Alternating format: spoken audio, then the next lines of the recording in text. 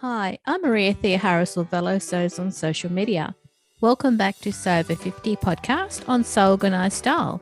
Stay listening. Sew Organised Style podcast acknowledges traditional owners of country throughout Australia. We pay our respects to Aboriginal and Torres Strait Islander cultures and to the elders past, present and emerging.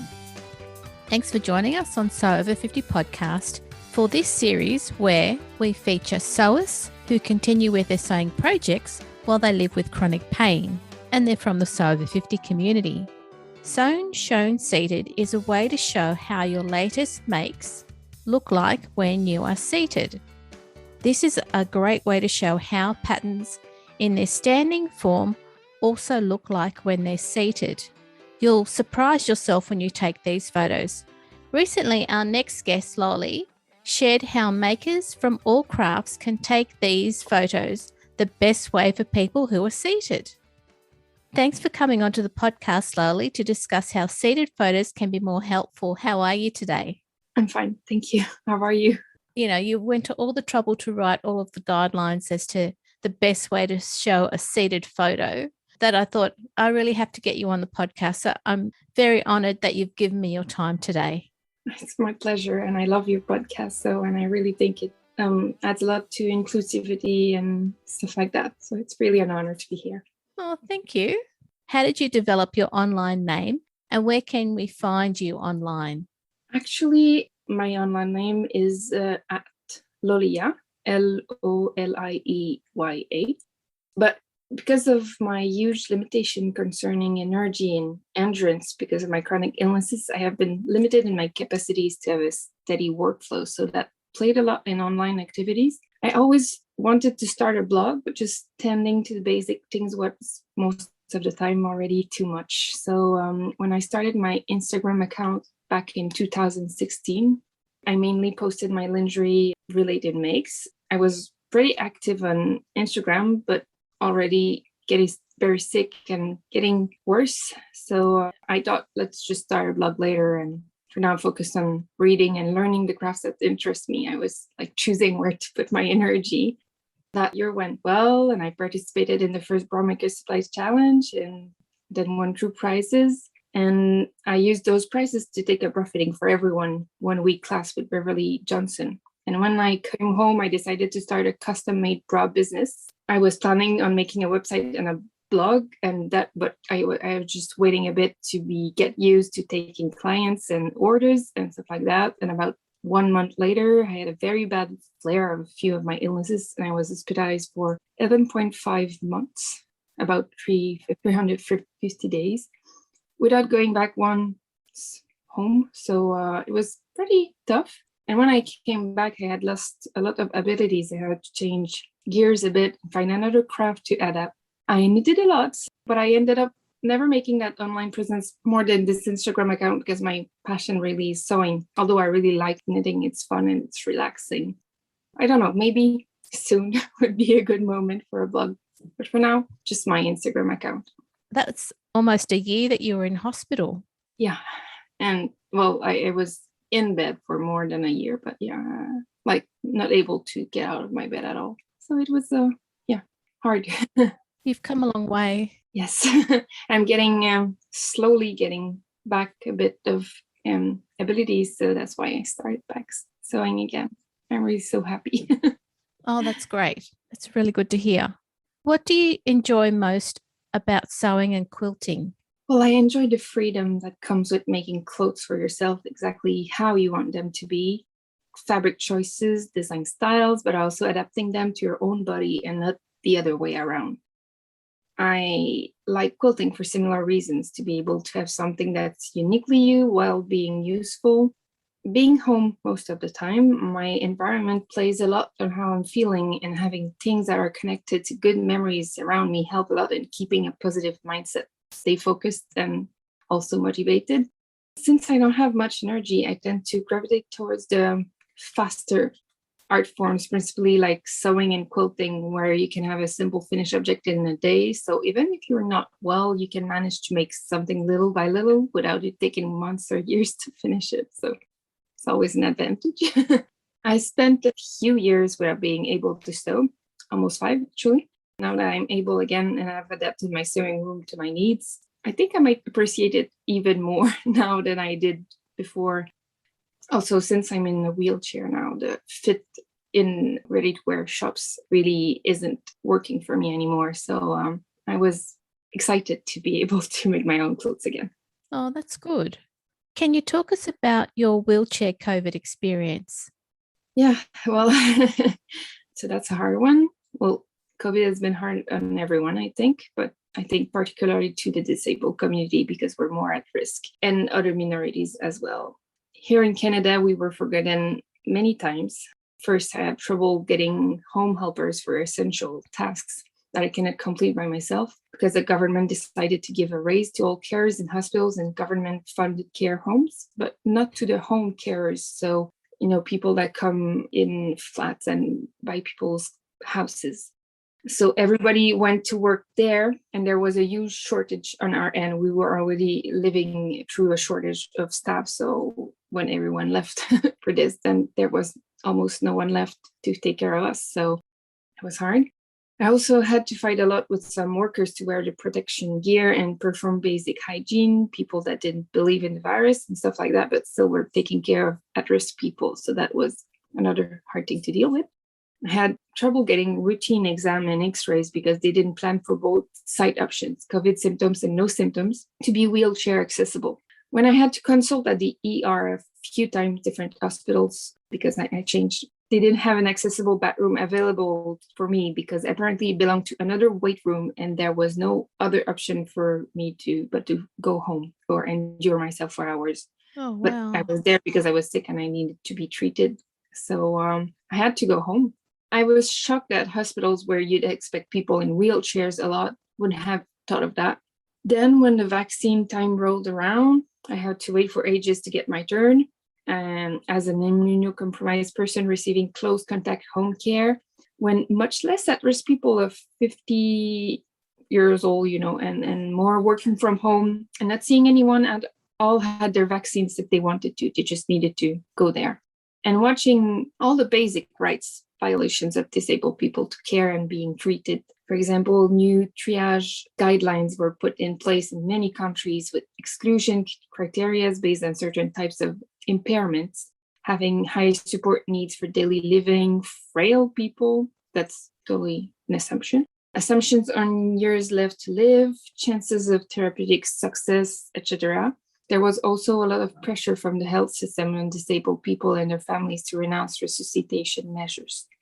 All in all, it's been very difficult to watch unfold, and I've been impressed once again by the frailty of our situation, and not in a good way, obviously.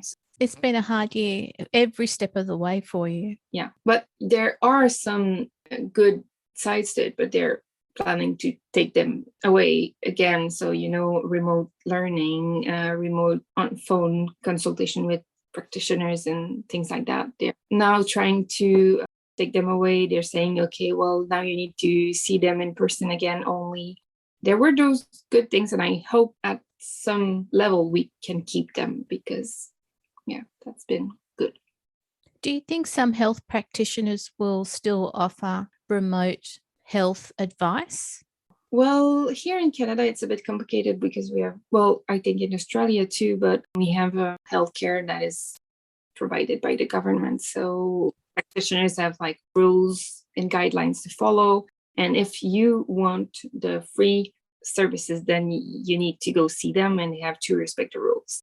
Unless the government tells them, well, in the end, you can keep a small percentage of your clients as remote phone call consultations, I don't think it's going to be possible unless I go to the private. But, paying for private, it's expensive.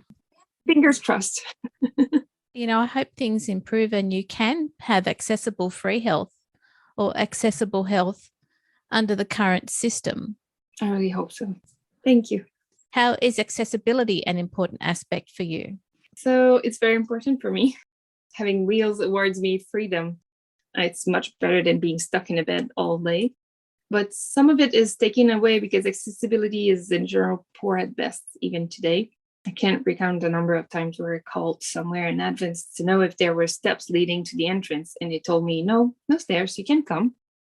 For me to get there and see 1, 2, 3 small steps or a massive doorstep enough to stop me from entering. Otherwise, someone has to carry me over it, So I'm there and I can't go in, like a too short ramp, making it very dangerous to use it because the angle is insane and it makes like very steep angle with the doorstep too. So, you can just balance back and fall. So it's very dangerous. Or the numerous shops where the aisles are so small that I can't turn around, but yet cannot get out at the other end because there's stuff everywhere on the floor too. It's not clutter. It's like branded cardboard displays and bins. And this is terrible in pharmacies and essential services. My pharmacy did renovation during COVID too and made their aisles significantly less wide. I don't really have a choice to go there. It's made it so much more difficult. They reduced it by 2/3, so it's pretty smaller. They wanted to cram more products in there, but now I cannot go around. People don't realize. Yeah, people really don't realize that those adaptations are essential. Sometimes they don't even realize we need them. Famous logic of if I don't see them, I don't need to adapt because they're not coming here anyway. It's very widespread, but we're not there because it's inaccessible. And it doesn't stop there. Even shopping for clothes or patterns online is tricky because we have no idea what it would look like seated. And when I see brands using seated pictures, it's mainly able super thin models. That doesn't work because most of us have low abdominal muscles and move less. So unless you literally can't eat because of an illness, most people will gain a little weight and their bellies will protrude more than for regular people because there's no muscle to strap it in. It's our reality, and I'd like to see more models that are representative, really. I guess before being disabled, I was also blind to a lot of these things. I have never been in a wheelchair and gone through a regular day. I've never seen someone from up close going through their day too, not at school, not anywhere. It's as if wheelchair uses doesn't exist. They're nowhere to be seen, and I didn't know why.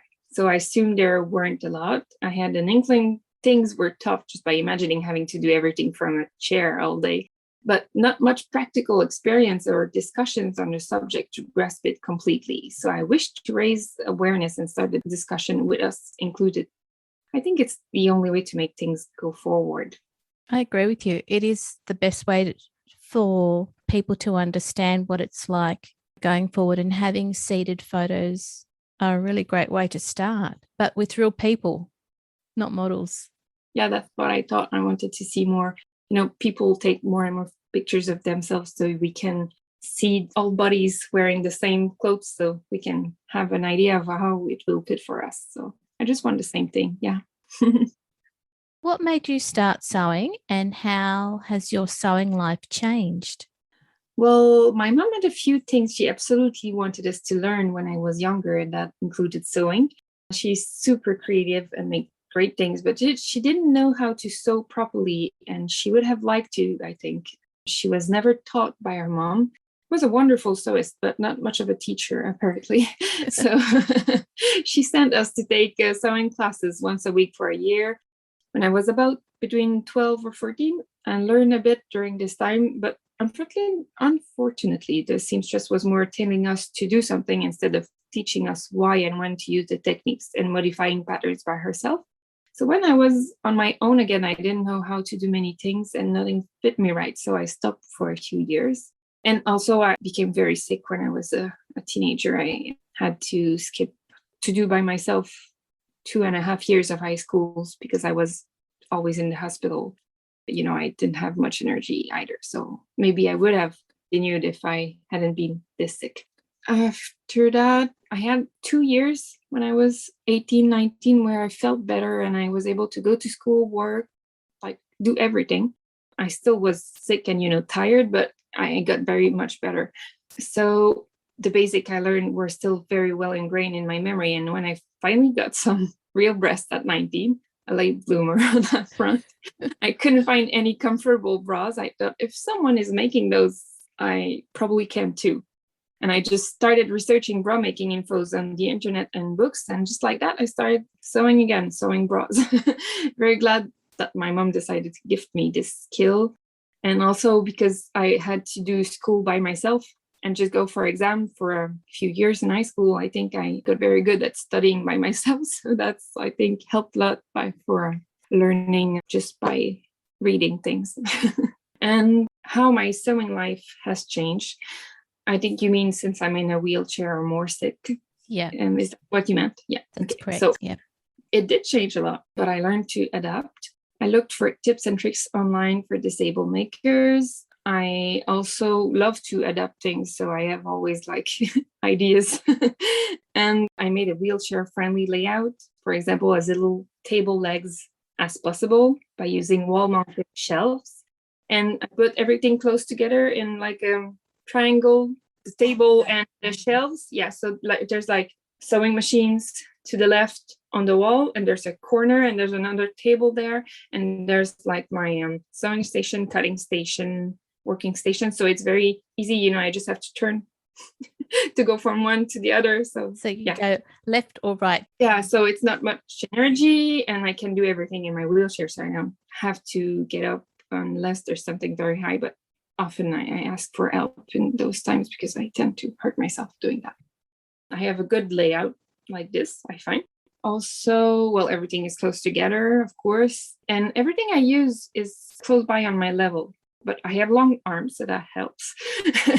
And I bought an ironing wool mat instead of a big ironing station that was too high. And even the IKEA table one, it ended up being too high. So I just bought a wool mat and I just iron my table. I also got the light iron. Just a little parenthesis here. I tried the Oliso iron, the small ones, colored ones. They're so cute, but they're like terribly cute. But it was the position to hold them didn't work out for me. So maybe someone with prehension problems and strength problems would have problems with these small irons, even if they're very light. It's not a handle, so it's harder. Okay. And also I use automatic function on my sewing machine, like the start-stop button if necessary. But also, there's the needle down position and my foot lifts, so I can turn. I don't have to touch the wheel, so it's very much less movements, easier for me.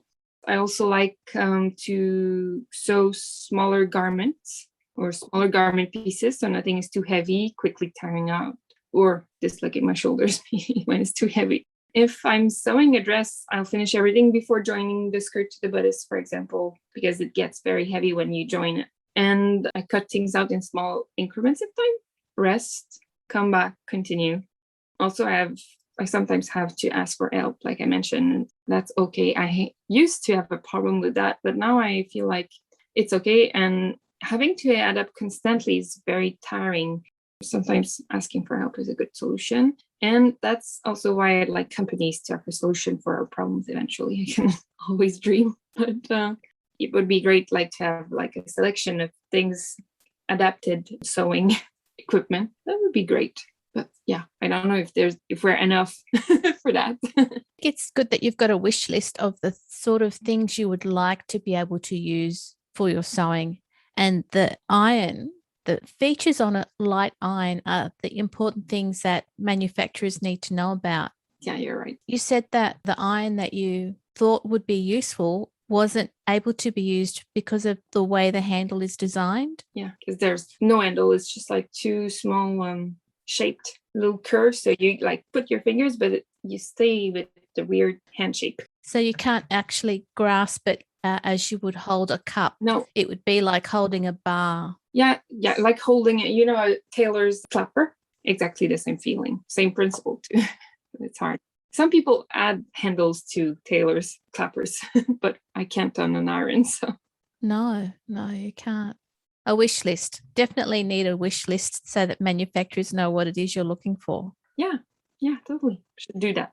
Are there any tools or notions that you favor more now? Yeah, so I've talked about disposition, but I love the feed dogs.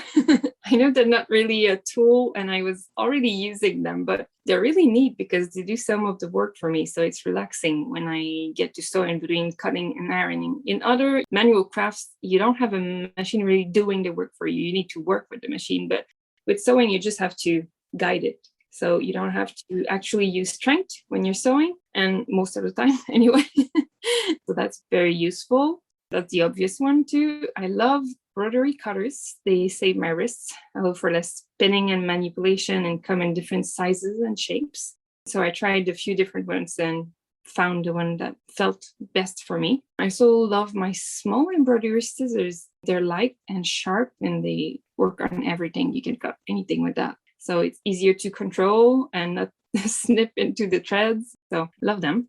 And they're light. I love my filing cabinet for pattern starch, and as plus it's pink, it's quite new. So like that, it's at my level. I use the cabinet that was at my level for patterns get very much down or get up to get them. So it's useful in bad days. I have I don't know what it's called for real in English. Actually, it's a pinching tool. It's like a tool to grab things that are far from you, to grab things on the floor or things like that. So, I think we'll have to have a photo of that. Yep. So that's very useful to grab things that are far. And they have like suction cups at the end. So everything stays in there. Great. So I have this, that helps a lot.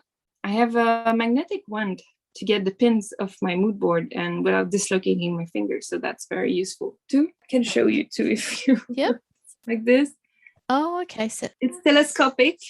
Yep. With a very strong magnet at one end. We need a photo of that too. Yeah. And I've been looking at projectors too lately. I have this bit because as cutting and taping pattern pieces together is just not feasible for me on most days. It's very hard. I often ask my housemate to help with that. And I would like to be able to do it by myself and not wait on someone else for it. So I've been looking at projectors for sewing. It's very interesting. I think it could help literally anyone and save on ink and paper budget.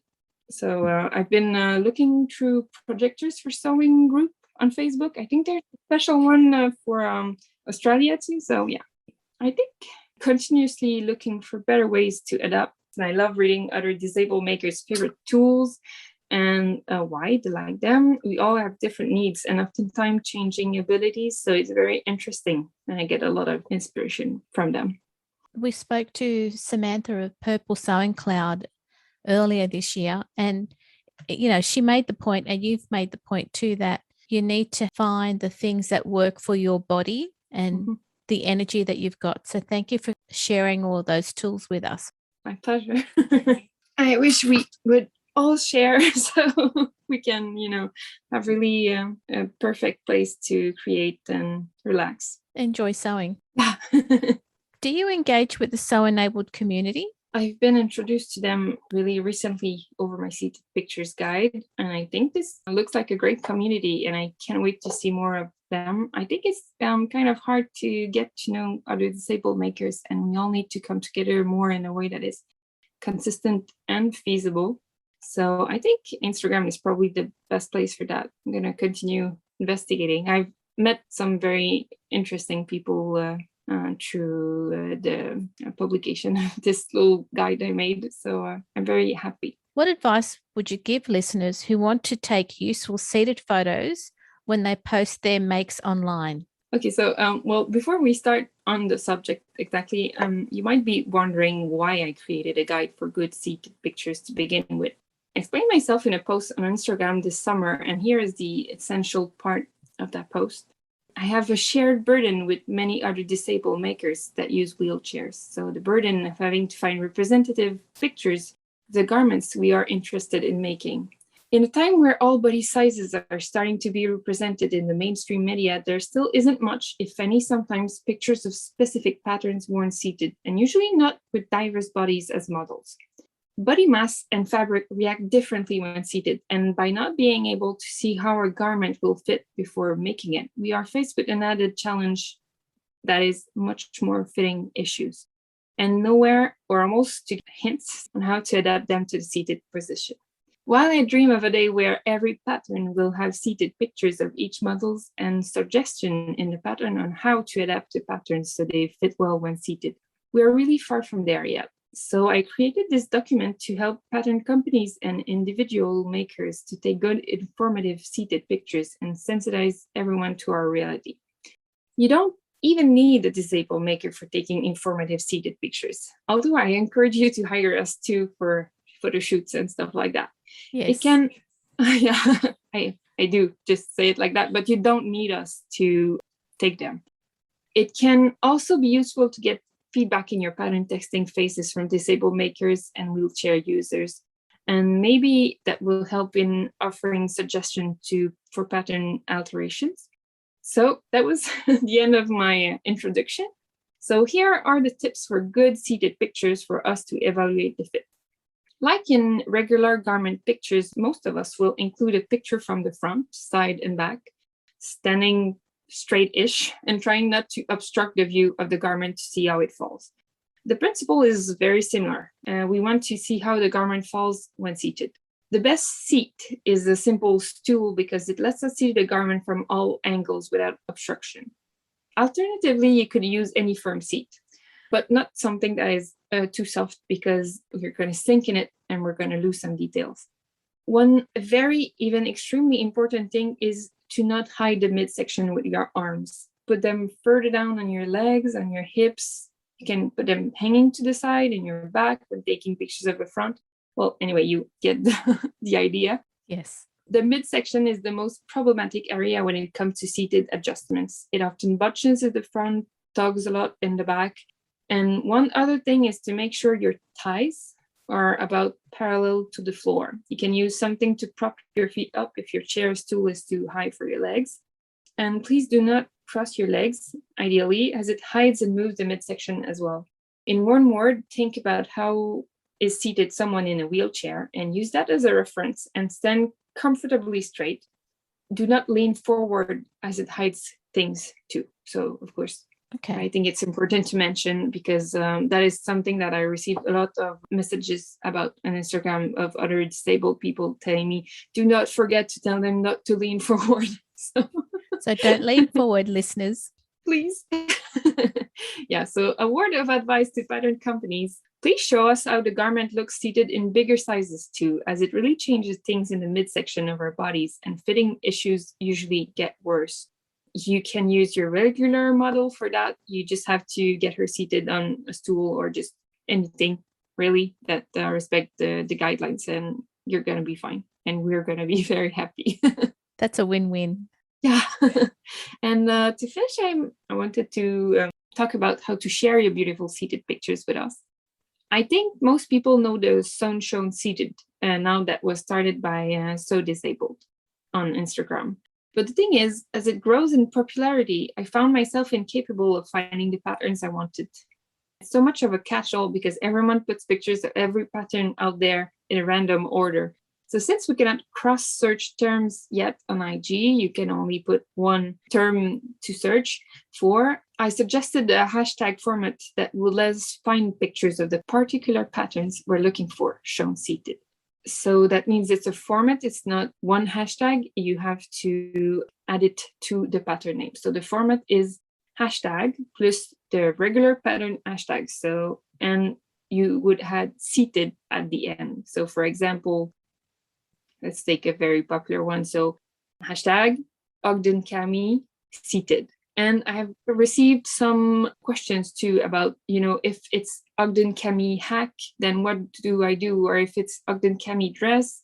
And what I think is easier is to add the regular pattern name plus seated, but you can add a second one like Ogden Cami hack seated. But since there's not much pictures yet following this hashtag format, although it's growing, it's easier to use just the regular one too. So I had both. Okay. Yeah. If you could use this when sharing your makes, this will make things so much easier for us. And of course, I also encourage you to continue using the sewnshownseated hashtags since it's fun to browse to get pattern ideas too. I really like to look at it. As a final note, if you sew for kids, here are the already existing hashtags you can use. So hashtag sew for kids seated, hashtag sewing for kids seated, and of course the format hashtag pattern plus seated is being used more and more too. think that covers it. Just to be clear, I'm using New Look 6160. Mm-hmm. I could use hashtag sewnshownseated and also use hashtag New Look 6160 seated. Yes, exactly. Got it. Yeah, you got it. Thank you. So the idea of not making things more complicated, but just easier to find. Yeah. Yeah. Brilliant. Thank you. You're welcome. Maybe as a final note, I just wanted to mention that there really needs to be consistency for it to be a real inclusivity. Please think of us and everyone who sits a lot when taking your pictures. I think, well, any of us can use those pictures too, as they can be useful when you're seated at work and things like that. And I think I can speak for everyone in the community when I say we couldn't be more grateful for your answer to our call. Thanks so much. Thank you, Lolie, for running us through the real reasons why hashtag sewnshownseated was developed, who it's for, why it's important, and what we can do to help you. Thank you. Thank you so much. I'm getting a bit, thank you. It's very important, and I'm really glad that you've put the effort into telling us why it is important to you. And if this is one thing that we can do to help while we're sewing, then I think that's an easy thing for us to do to help you with. So much for this opportunity, and you're such a nice host. Thank you. I'm happy to have you on podcast anytime, and you've done such a great job on your very first podcast that I hope podcasters will also appreciate the work that you're doing and ask you to talk about Sewn Shown Seated in a way that will help people who are seated. Thank you. And have a lovely day, listeners. This episode of Sew Organised Style Podcast for Sew Over 50 was produced by me, Maria Theoharis, with permission of Lolie, soundbybensound.com. You can subscribe to Sew Organised Style Podcast, but with an S, not a Z, on all good podcast apps. Make sure you give us a 5-star rating and review, and you can also support us on our Patreon account. There are over 250 free podcasts, including many Sew Over 50 podcasts and Sew-enabled podcasts for you to listen to.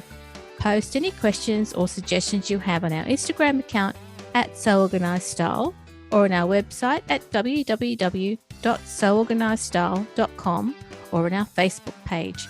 We look forward to joining you in your sewing room next time. Stay safe, everyone.